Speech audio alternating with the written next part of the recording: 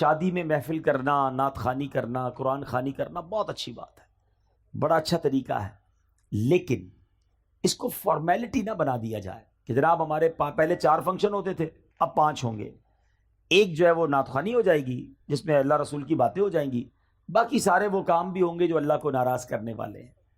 یہ نہیں کرنا چاہیے۔ آپ ذرا خود سوچیں، شادی نعمت کتنی بڑی ہے، اور بیسیکلی شادی ہے کیا؟ شادی 2 نئے خاندان مل رہے ہیں، ایک نئی زندگی شروع ہو رہی ہے، ایک نئی بنیاد، ایک نئی عمارت بنائی جا رہی ہے۔ دنیا کا دستور ہے آپ کے علاقے میں کوئی عمارت بنے، سریا کمزور ڈال دیں، سیمنٹ بیکار ڈال دیں، کنکریٹ ڈالیں ہی نہ، بنیاد کمزور کر دیں، پھر عمارت بڑی اچھی بنا لیں، اس پہ پینٹ بھی اچھا کر دیں، کھڑکیاں بھی اچھی لگائیں، ٹائلیں بھی اچھی لگائیں، تو لوگ کیا کہیں گے؟ یہ بے وقوفی کر رہا ہے۔ پہلے بنیاد مضبوط کرتا، پھر اوپر خرچہ کرتا، اور تھوڑے عرصے بعد وہ عمارت دھڑام سے گر جاتی ہے۔ ہم نے کئی شادیوں کے بعد گھر برباد ہوتے دیکھے ہیں، ہم نے کئی بچیوں کو واپس گھر آتے دیکھا ہے، ہم نے روزانہ لڑائی جھگڑے ہوتے گھروں میں دیکھے۔ لوگ آ کر بتاتے ہیں کہ بڑی دھوم دھام سے کروڑوں لاکھوں روپے خرچ کر کے شادی کی، مگر آج بچے اپنے گھر میں خوش نہیں ہیں، اولاد نہیں ہو رہی ہے، بڑی بڑی نا اتفاقی ہے۔ اپنے دل پر ہاتھ رکھیے، میں آپ سب سے پوچھتا ہوں، افسوس یہ ہے، اتنی بڑی نعمت، اتنی بڑی خوشی، اس خوشی کا اندازہ اس سے پوچھئے کہ جس ماں باپ کے گھر میں بچیاں بیٹھی ہیں اور شادی نہیں ہو رہی ہے، جوان بیٹے ہیں مگر رشتے نہیں مل رہے، جیسے چاہیے ویسا رشتہ نہیں ہو رہا۔ یہ کتنی بڑی نعمت ہے، ان ماں باپ سے پوچھو، ان لڑکوں، ان بچوں اور بچیوں سے پوچھیں جو تمنا لیے بیٹھے شادی ہو مگر نہیں ہو رہی ہے۔ اس کا مطلب کیا ہوا کہ جس کی شادی ہو رہی ہے وہ بہت بڑا خوش نصیب ہے، جس گھر میں یہ شادی ہو رہی ہے وہ بڑے خوش نصیب ہے کہ اللہ نے اتنی بڑی نعمت دی۔ مگر عجب کہانی یہ ہے کہ وہ گھر جس میں سارا سال ڈانس نہیں ہوا تھا، جس میں پوری زندگی میں کبھی ناچ گانے، ڈھول تماشے، جوئے، بے حیائی کے کام نہیں ہوتے تھے، سارے گھر والے نمازی بھی ہوتے تھے، مگر ان کے گھر میں بھی وہ ہو رہا ہے کہ سر شرم سے جھک جاتا ہے، اور ان کو بندہ کہے کہ حضرت یہ کیا ہو رہا ہے، یہ آپ اپنے گھر میں کیا کر رہے ہیں؟ تو جواب یہ ملتا ہے، کیا کریں، بچوں کی خوشی کے لیے کرنا پڑتا ہے۔ مجھے بتائیے نا، بچوں کی خوشی کے لیے کیا اللہ کو ناراض کیا جاتا ہے؟ ایک نیا خاندان آپ بنانے جا رہے ہیں، اس کی بنیاد میں گناہ، حرام، اللہ کی ناراضی ڈالو گے تو کیا پھر آپ ایکسپیکٹ کریں گے؟ کیا ملے گا آپ کو؟ کیا رب کی رحمت نازل ہوگی؟ کیا گھر پہ خوشیاں آئیں گی؟ اصل میں ہم پتہ ہے غلطی کیا کر رہے ہیں، ہم چند رشتہ دار، چند دوستوں کو راضی کرنے کے لیے اپنا مستقبل برباد کر رہے ہوتے ہیں کہ یار یہ کیا کہیں گے، یہ رسم بھی نہیں کی، یہ والا فنکشن بھی نہیں کیا، اتنے پیسے والے لوگ ہیں پھر بھی یہ کام نہیں کیا۔ نہیں میرے بیچ اسلامی بھائیوں، پیسہ اللہ نے اس لیے نہیں دیا کہ اسی پیسے سے اللہ کو ناراض کیا جائے۔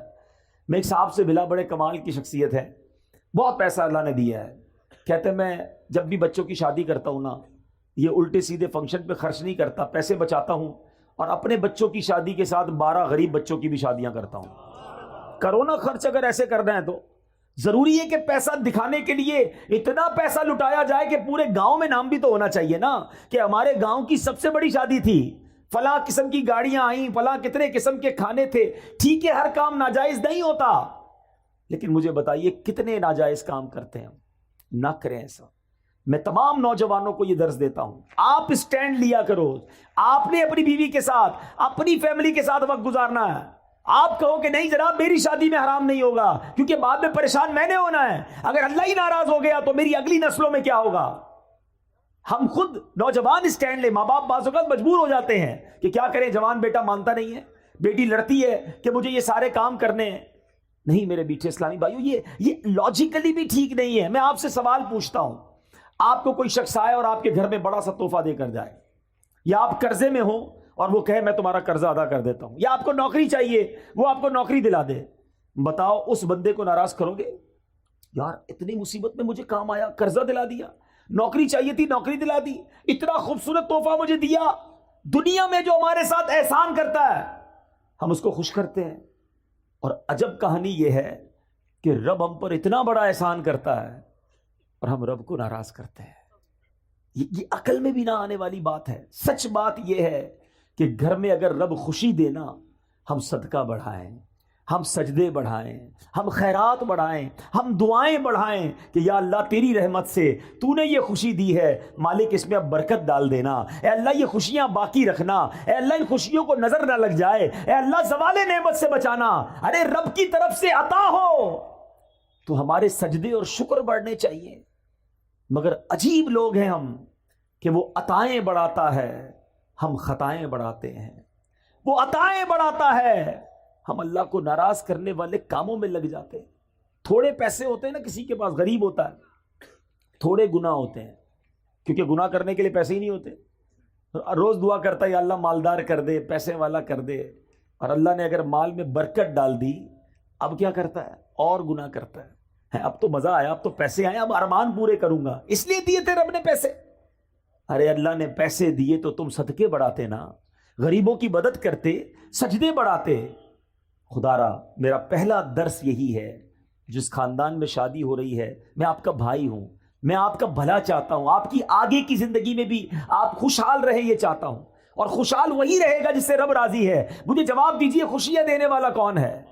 جواب دو نا، کون خوشیاں دینے والا ہے؟ عزت دینے والا کون ہے؟ اولاد دینے والا کون ہے؟ برکت ڈالنے والا کون ہے؟ رزق میں فراوانی کرنے والا کون ہے؟ جب سب دینا اللہ نے ہے اور میں اللہ ہی کو ناراض کر رہا ہوں، کتنی بے وقوفی والی بات ہے۔ جس سے لینا ہے اسے ناراض کر رہے ہیں دوسروں کے لیے کہ ذرا خاندان میں نام بڑا ہو جائے، ذرا گاؤں میں ٹور بن جائے ہماری۔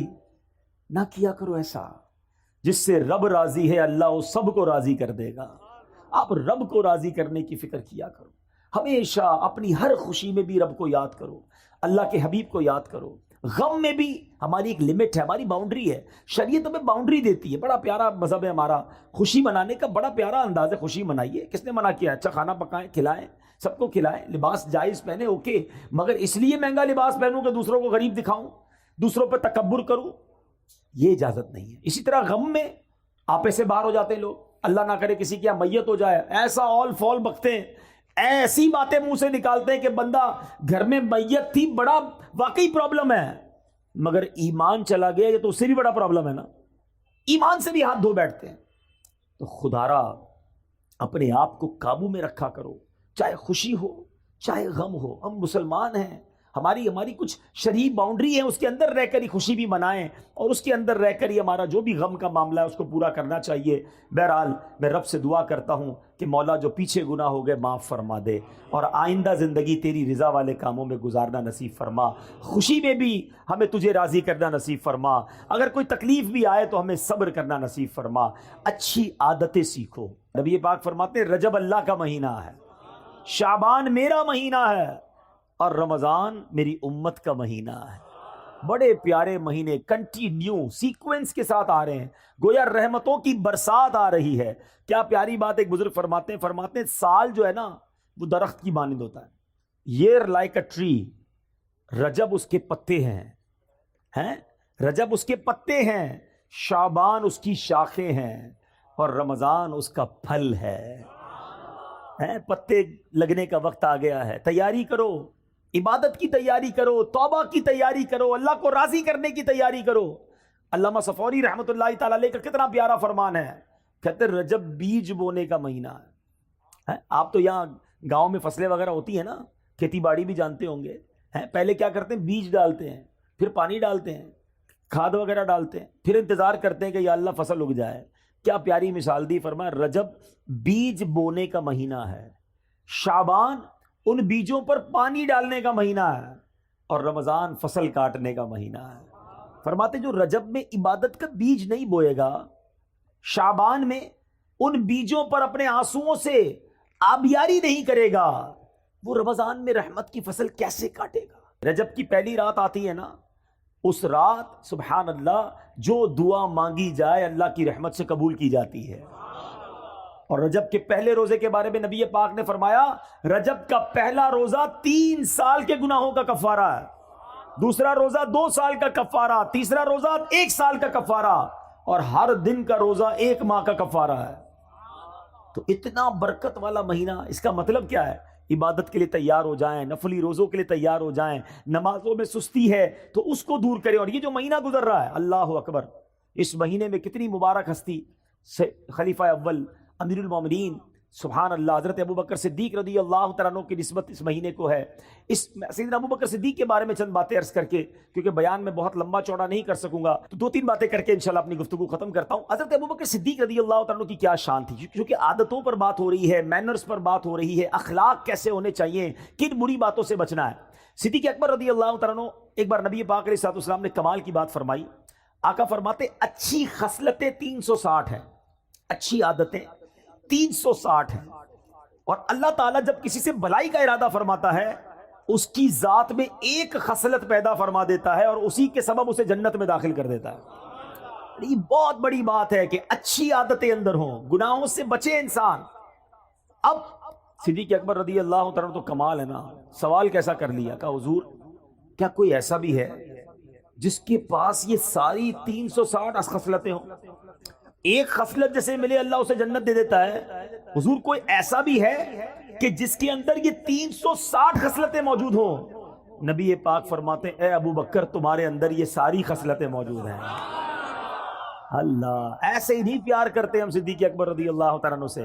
نبی پاک کے ایسے خلیفہ, ایسے ساتھی ہیں کہ یار غار بھی تھے اور یار مزار بھی ہیں, آج بھی سنہری جالیوں میں نبی پاک کے ساتھ موجود ہیں. اب جس شخصیت کے بارے میں میرے آقا فرمائے کہ ابو بکر ساری 360 خصلتیں تمہارے اندر موجود ہیں, تو ان کے اخلاق تو اب زیادہ پڑھنے چاہیے نا, کہ کیا ایسی خصلتیں ہیں. یا میں ایک اور بات ایڈ آن کر دوں, میرے بہت سارے اسلامی بھائی بیٹھے ہیں, دعوت اسلامی والے بھی بیٹھے ہیں, اور بھی نیک نمازی داڑھی والے امامے والے نظر آ رہے ہیں. نارملی ایک اور ہماری جناب معلومات کی کمی بتا رہا ہوں اور ہمارے عمل کی کمی بھی بتا رہا ہوں. آج کسی داڑھی امامے والے یا مذہبی حلیے والے سے کہو نا بھائی آپ سنتوں پر عمل کرتے ہیں, کہتا بالکل جناب میں سنتوں کا پیکر, چلتا پھرتا سنتوں کا پیکر. اچھا جناب ذرا سنتیں بتائیے کتنی ہیں. اب اس نے سنتیں بتانی ہیں, امامہ پہننا سنت ہے, داڑھی سنت ہے, تیل لگانا سنت ہے, کنگھا کرنا سنت ہے, سیدھے ہاتھ سے کھانا سنت ہے, بسم اللہ پڑھنا سنت ہے, سلام کرنا سنت ہے, مسکرانا سنت ہے, اور چپل سیدھے پاؤں پہ پہننا سنت ہے, کپڑا سیدھے ہاتھ سے پہننا سنت. اور بتائیے 10 12 15 اور بتائیے. That's it. ہمیں 15 17 20 سنتوں سے زیادہ سنتیں پتہ نہیں ہیں, اور ہم کہتے ہیں میں سنتوں کا پیکر ہوں. جناب علماء نے اپنی کتابوں میں 400 سے زیادہ نبی پاک کی سنتیں لکھی ہیں. اور اب سنو میں بتاتا ہوں چند سنتیں, میں میری جو پوائنٹ ہے اس کو سمجھیے گا. ہم نے نبی پاک کے سراپے کی سنتیں تو جو نظر آتی ہیں وہ تو چلیں اپنا لی, بڑی اچھی بات ہے, مگر سچ بولنا بھی سنت ہے, وعدے پورے کرنا بھی سنت ہے, قرض وقت پر لوٹانا بھی سنت ہے, پڑوسی کا خیال رکھنا بھی سنت ہے, بچوں پر شفقت کرنا بھی سنت ہے, بڑوں کا ادب کرنا بھی سنت ہے, اپنی ازواج اپنی فیملی کے ساتھ نرمی کا برتاؤ کرنا بھی سنت ہے, اپنے غلام اور اپنے خادموں کی غلطی پر معاف کرنا بھی سنت ہے, بدلہ نہ لے کر جانی دشمنوں کو معاف کرنا بھی سنت ہے, ارے غریب آئے جو آئے اسے عطا فرمانا, سخاوت کرنا بھی سنت ہے, اپنے پیٹ پر پتھر باندھ کر اپنے صحابہ کو روٹی کھلانا بھی سنت ہے. ان سنتوں پر کون عمل کرے گا؟ ہے داڑھی رکھ لی, امامہ پہن لیا اور کاروبار میں جھوٹ بولتے ہیں. یہ صرف سراپے کی سنتیں اپنا کر ہم سمجھ رہے ہیں ہم سنتوں کے پیکر ہو گئے. جس نے سنتیں سراپے کی سجائیں اس پر اب زیادہ ذمہ داری ہے کہ اب کردار کی سنتیں بھی اپنائے, ورنہ لوگ کہیں گے کہ دیکھو امامہ پہن کر داڑھی رکھ کر نمازیں بھی پڑھتا ہے اور یہ حرام کام کرتا ہے, سود کا کاروبار کرتا ہے, جھوٹ بولتا ہے, قرض واپس نہیں لوٹاتا ہے, گھر والے پریشان ہیں کہ بیوی پر ظلم کرتا ہے, ماں باپ کا ادب نہیں کرتا ہے, بچوں پر سختی کرتا ہے. کیا یہ نبی پاک کی سنتیں نہیں؟ تو خدارا اے میرے میٹھے اسلامی بھائیوں, ہاتھ جوڑ کر اپنے بیٹھے اس لیے سمجھا رہا ہوں کہ یقیناً داڑھی رکھنا سنت ہے, یقیناً امامہ پہننا سنت ہے, سنت کا لباس ہم نے اپنایا. اب لوگ ہم میں نبی پاک کی جھلک دیکھنا چاہتے ہیں, کردار مصطفیٰ کی برکتیں دیکھنا چاہتے ہیں. تو سنتیں بہت ساری ہیں, اور کردار کی سنتیں کون اپنائے گا؟ تو خدارا ضرور امامہ ہو, ضرور داڑھی ہو, ضرور نمازیں ہو, نماز کا نشان بھی ہو, مگر بات ہو تو سچ ہو, زبان سے انگارے نہ نکلیں, زبان سے تانے نہ نکلیں, زبان سے کانٹے نہ نکلیں کہ جو بات کرے اس کا دل چھلنی ہو جائے. ارے جو آپ سے بات کرے اس کو ایسے پھول ملے کہ دل مہک اٹھے, ہے پیسے دے تو وقت پر واپس ملے, اسے کاروبار کرے تو سچی چیز ملے, اپنا نقصان برداشت کر لینا, کیونکہ اب داڑھی رکھی ہے تو ذمہ داری زیادہ ہے کہ میری وجہ سے کسی اور کو نقصان نہ ہو. آستینے چڑھا کر سنتوں کا لباس پہن کر بات کرنے والے سے کون محبت کرے گا؟ اور میں سچ بتاؤں دل جلتا ہے کہ اس طرح کے کردار کے جس کے اندر کردار کی خامیاں ہوتی ہیں وہ پھر نبی پاک کی سنتوں کے خلاف لوگ بات کرتے ہیں، مذہبی لوگوں کے خلاف بات کرتے ہیں کہ دیکھو مذہبی لوگ ایسے ہوتے ہیں۔ آپ میرے اپنے ہیں اس لیے میں دل کی بات کر رہا ہوں۔ صدیق اکبر کے اس واقعے سے پتا چل رہا ہے کہ نبی پاک نے فرمایا 360 خصلتیں ہیں جو اچھی عادتیں ہیں، کہاں ہیں ہمارے اندر؟ اب آؤ میں بتاتا ہوں صدیق اکبر کے اندر کیسی کیسی عادتیں تھیں۔ آپ زمانہ جہلیت میں بھی، ابھی اسلام کہ نبی پاک نے اعلان نبوت ہی نہیں کیا تھا، اس دور میں بھی کبھی زندگی میں صدیق اکبر نے جھوٹ نہیں بولا۔ صدیق، آپ کا لقب پہلے ہی صدیق مشہور تھا، ہر بات سچ کہتے تھے۔ آپ بھی اگر صدیق بننا چاہتے ہیں نا، سبحان اللہ، وہ مقام صدیقیت تو اور ہے، سچ بولنے والا۔ سبحان اللہ، حدیث پاک سناتا ہوں، نبی پاک علیہ الصلوۃ والسلام فرماتے ہیں کہ بندہ سچ بولتا رہتا ہے، حدیث پاک کا مضمون ہے، سچ بولتا رہتا ہے، سچ بولتا رہتا ہے، یہاں تک کہ اللہ کی بارگاہ میں صدیق لکھ دیا جاتا ہے، ہمیشہ سچ بولنے والا لکھ دیا جاتا ہے۔ اور بندہ جھوٹ بولتا رہتا ہے، جھوٹ بولتا رہتا ہے، جھوٹ بولتا رہتا ہے، یہاں تک کہ اللہ کی بارگاہ میں کذاب لکھ دیا جاتا ہے۔ اس سے بڑا بد نصیب کون ہے جو دنیا میں رہے اور اللہ کی بارگاہ میں کذاب لکھا ہوا ہو؟ بزرگ بیٹھے ہیں، پہلے کے دور میں لوگ کبھی کبھی جھوٹ بولتے تھے، اور اب تو ایسا لگتا ہے کبھی کبھی سچ بولتے ہیں، بات بات پر جھوٹ۔ کدھر رہتے ہو؟ جھوٹ۔ کیا کرتے ہو؟ جھوٹ۔ کچھ اور ہی بتانا ہے نا، کیسے بتاؤں؟ شادی وال میں رہتا ہوں، گاؤں میں رہتا ہوں، او بھائی میں تو فلاں بڑے شہر میں کوٹھی ہے میری تو بڑے بڑے کارخانے ہیں، پتہ چلا لگاتا ٹھیلا ہے بتاتا کارخانے ہیں۔ اپنے سٹیٹس بتانا ہے نا، میں فلاں پوری دنیا گھوم کر آیا ہوں، گجرات سے باہر نکلا نہیں ہے، لیکن ذرا اپنا روب بھی تو جمانا ہے نا۔ کیوں جھوٹ بولنا ہے؟ کیوں لوگوں کو راضی کرنے کے لیے اللہ کو ناراض کرنا ہے؟ اچھا، پھر ایک اور الگ کہانی ہے کہ جناب چٹکلے سنانے کے لیے، لطیفے جس کو کہتے ہیں، ہنسانے کے لیے، کامیڈی کرنے کے لیے جھوٹ بولنا ہے۔ یاد رکھو، حدیث پاک کا مضمون ہے کہ جو ہنستے ہنستے گناہ کرے گا، قیامت کے دن روتے روتے جہنم میں ڈالا جائے گا۔ تم لوگوں کو راضی کرنے کے لیے جھوٹ بول رہے ہو، لوگوں کو راضی کرنے کے لیے، کامیڈی کرنے کے لیے، لوگوں کو خوش کرنے کے لیے اللہ کو ناراض کر رہے ہو۔ حدیث پاک کا مضمون ہے کہ جو ایک جھوٹ بولتا ہے بندہ، اس کے منہ سے اتنی بدبو نکلتی ہے کہ رحمت کا فرشتہ 1 میل دور چلا جاتا ہے۔ اتنے جھوٹ بولے، اب کوئی لوگ ملتے کہتے ہیں گھر میں برکت ہی نہیں ہے، بیماری دور نہیں ہوتی ہے، کاروبار میں برکت نہیں ہے، گھر میں لڑائی جھگڑے بہت ہیں، کدھر سے رحمت آئے گی؟ تم نے جھوٹ اتنے بولے کہ رحمت کے فرشتے سارے دور کر دیے۔ نہیں میرے میٹھے اسلامی بھائی، صدیق اکبر ہمارے سروں کے تاج، ہم ان کے غلام، ذکر تو بڑے شوق سے سنتے ہو، ان کی باتوں پر عمل کب کریں گے؟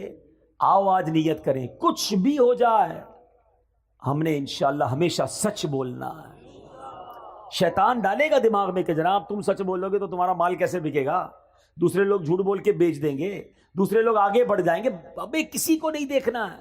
یاد رکھو، کونوا مع الصادقین، سچوں کے ساتھ ہو جاؤ، آپ سچے ہو جائیں انشاءاللہ رب کی رحمت آپ کے ساتھ ہو جائے گی۔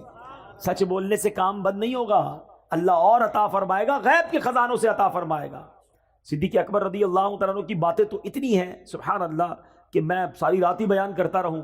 ایک اور بات کر کے اپنی گفتگو کو ختم کرتا ہوں، اور یہ بھی گاؤں گوٹھوں میں بہت زیادہ پائی جاتی ہے، اس لیے میں اس خصلت کو، اس عادت کو، یہ بھی سنت ہے، اور لیکن اس سنت پر عمل کرنے والے شاذ ملتے ہیں۔ صدیق اکبر رضی اللہ تعالیٰ کا ایک معمول تھا کہ مدینے کی جو بچیاں تھیں، وہ خلیفہ بننے سے پہلے 3 سال تک ہر سال آپ کے پاس آتی، اور محلے کی بکریاں، اپنی بچیاں جو ہے بکریاں لے کر آتی، تو تقریباً ہر دوسرے دن آتی تھی اور کہتی حضور ہماری بکریوں کو آپ دودھ دھو دیجئے۔ صدیق اکبر رضی اللہ تعالیٰ عنہ کو دودھ نکال کے دیتے۔ اب آپ بن گئے خلیفہ، امیر المومنین، ہیڈ آف اسٹیٹ، آج کے لفظ میں آپ تو اس مملکت کے ہیڈ تھے نا۔ اب ان بچیوں نے آ کر کہا کہ حضور پہلے تو آپ دودھ نکال دیتے تھے، اب تو آپ خلیفہ بن گئے ہیں، اب تو آپ دودھ نہیں نکالیں گے۔ آپ نے فرمایا کیوں نہیں، بکریاں لے آیا کرو، میں اب بھی تمہیں دودھ دھو دیا کروں گا۔ مدینے کی بچیاں بکریاں لاتی، صدیق اکبر رضی اللہ عنہ خلیفہ بن چکے تھے، پھر بھی ان بچیوں کا دودھ دھویا کرتے تھے۔ حضرت عمر فاروق کے بارے میں آتا ہے، یہ کیسے لوگ تھے؟ کہتے ہیں کہ میں ایک بوڑھی عورت کے گھر پر بیچاری پریشان تھی، تو کبھی کبھی جا کر اس کے گھر کے کام کاج کر دیا کرتا، صفائی کر دیا کرتا، چیزوں کو ٹھیک کر دیا کرتا۔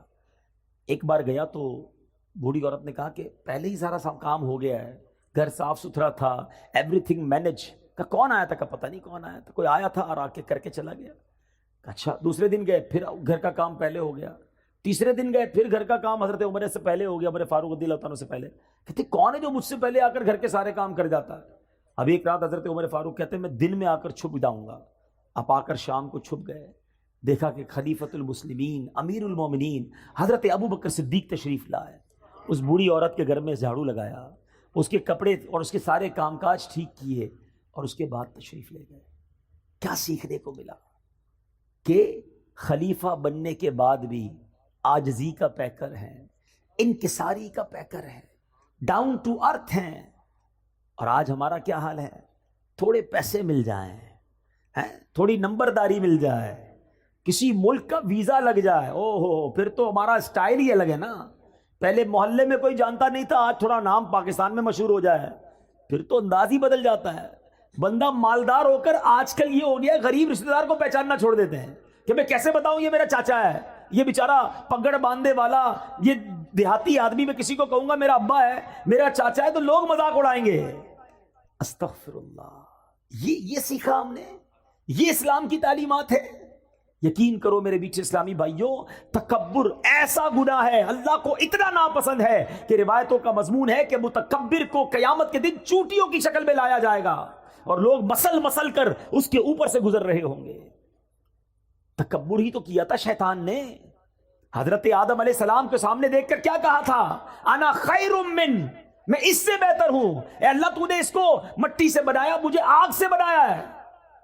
ایک تکبر کیا اور اللہ کی بارگاہ سے مردود قرار دے دیا گیا۔ آج یہاں روز تکبر کرتے لوگ، کہتے ہیں یہ گاؤں کے لوگ ہیں، یہ غریب لوگ ہیں، میں پیسے والا، میں وڈیرا، میں چودھری، میں نمبردار، میرے پاس بڑی گاڑیاں، میری بڑی کوٹھی، میرے ملازم ہیں۔ ٹھیک ہے، پہلے زمانے میں میں بھی غریب تھا، ان کے ساتھ چارپائی پہ بیٹھ کر چائے پی لیتا تھا، اب میرا سٹیٹس نہیں ہے۔ خلیفۃ المسلمین ہے اور بچیوں کی بکریوں کا دودھ دھو رہے ہیں۔ اگر عروج پانا ہے نا اللہ کی بارگاہ میں، تو یاد رکھنا کہ دانا خاک میں مل کر گلے گلزار ہوتا ہے۔ کبھی تکبر نہ کرنا، کیونکہ اللہ تبارک و تعالیٰ جب چاہے تمہارا یہ مال واپس لے لے گا، جب چاہے یہ عزت واپس لے سکتا ہے۔ ان اللہ علی کل شیء قدیر وتعز من تشاء وتذل من تشاء، وہ جسے چاہے عزت دے، جسے چاہے ذلیل فرمائے۔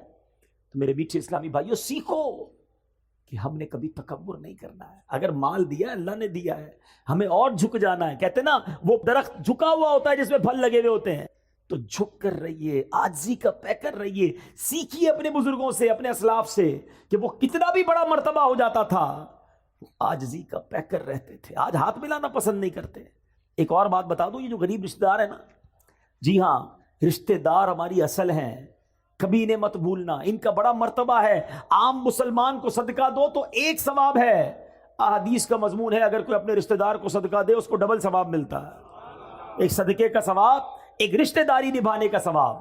لیکن دنیا کے ساتھ بڑے اچھے رشتہ داروں کو بھولے ہوئے ہیں۔ اور ایک اور بات بتا دوں، بے شک انٹرنیٹ پر 5000 دوست بن گئے ہیں، کئی گروپس کے فالوورز بن گئے ہیں، آپ کے بہت سارے لائکس بڑھ گئے ہیں، سارا دن انہی کے ساتھ لگے ہوئے ہیں، نہ ماں کے لیے ٹائم، نہ والد کے لیے ٹائم، نہ رشتہ دار، نہ چاچا، نہ ماموں ہیں۔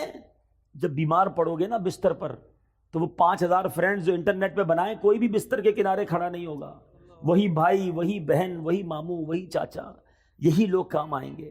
مرنے کے بعد بھی انہوں نے ہمیں یاد کرنا ہے۔ خدارا ان کی قدر کرو اور کبھی ان کا دل نہ توڑو، اور پھر عاجزی کا پیکر بن کر رہیں۔ جو تکبر کرتا ہے وہ برباد کر دیا جاتا ہے۔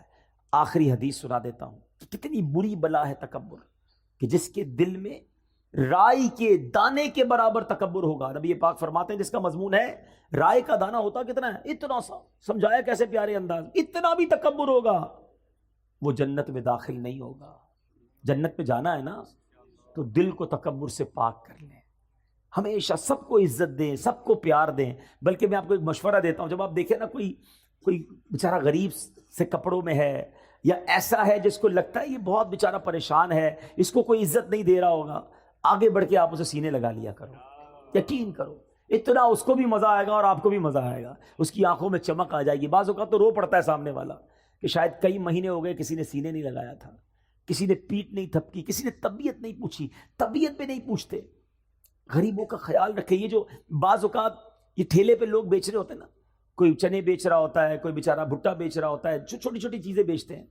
اللہ نے اگر آپ کو دیا ہے نا، یہ اچھے لوگ ہیں، یہ مانگ نہیں رہے ہیں، یہ مزدوری کر کے پھل بیچ کر کام کر رہے ہیں. کبھی آپ دیکھیں کوئی سفید داڑھی والا، یار میرے والد کی جگہ ہے، کوئی بڑا بزرگ، کوئی ایسا شخص آپ کو بڑا نظر آئے نا، اپنی گاڑی اپنی اسکوٹر روکیں، اس سے تھوڑے چنے خرید لیں. آپ کو نہیں چاہیے نا، کوئی بات نہیں، اگلے اسٹاپ پہ کوئی اور بیچارہ غریب نظر آئے گا، اس کو دے دیجیے گا. ہو سکتا ہے یہ اسی 50-100 روپے کے انتظار میں بیٹھا ہے کہ یار 100 روپے کی کمائی اور ہو جائے تو اپنا ٹھیلا بند کروں، گھر جاؤں بچوں کے پاس. وہ 100 روپے آپ اس کا کام کروا دو یار. اللہ دیکھ رہا ہے. جس کو اللہ نے نوازا ہے دل جیتو، ان لوگوں کی دعائیں لو. مگر آج ان ٹھیلے والوں کو بھی لوگ گالیاں دے رہے ہوتے ہیں. غریب ہے نا، کر تو کچھ نہیں سکتا ہے، غریب بیچارہ کوئی سگنل پہ آ گیا، اس کو برا بھلا کہہ کے چلے جائیں گے. اس طرح نہ کیا کریں. کبھی بھی کسی کی ہائے نہ لیں، دعائیں لیں. آپ کو لوگ دعائیں دیں گے، آپ ترقی کریں گے، آپ کی مشکلیں آسان ہو جائیں گی. تو بہرحال آج اس مختصر سے بیان میں، ورنہ باتیں تو بہت ساری ہیں. صدیق اکبر رضی اللہ تعالیٰ عنہ کو اللہ نے کیسی خصلتوں سے، کیسی عادتوں سے نوازا تھا. اور سب سے بڑی عادت، سب سے بڑی خصلت، بلکہ آپ کی زندگی کا اگر میں کہوں سینٹرل پوائنٹ کیا تھا، وہ نبی پاک پر ایسے فدا تھے، ایسے عاشق تھے. اگر سیکھنا ہو عشق رسول کسے کہتے ہیں، نبی پاک پر اپنا سب کچھ فدا کیسے کرتے ہیں، تو وہ صدیق اکبر رضی اللہ تعالیٰ عنہ سے سیکھنے کو ملتا ہے. اللہ ان کے صدقے ہمیں بھی عاشق رسول بنا دے. نبی پاک پر اپنا تن من دھن سب قربان کرنے کا جذبہ عطا فرمائے. الحمدللہ دعوت اسلامی کے مدنی ماحول میں ایسی پیاری باتیں سیکھی اور سکھائی جاتی ہیں. آپ بھی اس مدنی ماحول سے وابستہ رہیے، اجتماعات میں آتے رہیے، مدنی قافلوں میں سفر کیجیے. انشاءاللہ ہمارے اندر بھی عاجزی آ جائے گی، ہم بھی سچے ہو جائیں گے، ہم بھی کردار کی سنتوں پر عمل کرنے والے بن جائیں گے. آمین بجاہ النبی الامین صلی اللہ تعالیٰ علیہ وسلم.